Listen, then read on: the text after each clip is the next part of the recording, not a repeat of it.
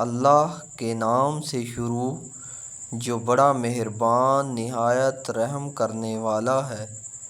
حضرت کعب بن عجرہ رضی اللہ تعالیٰ عنہ سے مروی ہے کہ نبی کریم صلی اللہ علیہ وآلہ وسلم نے جب کعب رضی اللہ تعالیٰ عنہ کو نہ پایا تو اس کے متعلق پوچھا۔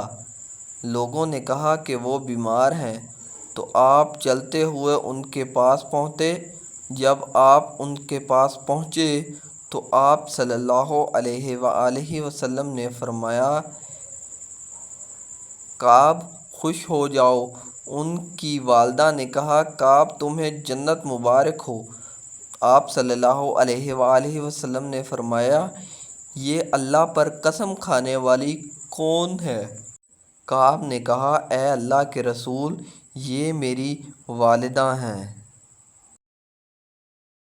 آپ صلی اللہ علیہ وآلہ وسلم نے فرمایا، کعب تمہیں کیا معلوم کہ شاید کبھی کعب نے بے فائدہ فضول گفتگو کی ہو، یا جو چیز اس کی ضرورت کی نہ تھی اسے روکا ہو۔ تو انس بن مالک رضی اللہ تعالیٰ عنہ نبی کریم صلی اللہ علیہ وآلہ وسلم سے بیان کرتے ہیں کہ آپ نے فرمایا، جانتے ہوئے چغلی کیا ہو؟ صحابہ نے کہا، اللہ اور اس کے رسول بہتر جانتے ہیں۔ فرمایا، کسی شخص کی بات دوسرے شخص کے سامنے اس طرح بیان کرنا کہ ان کے درمیان فساد برپا کر دے۔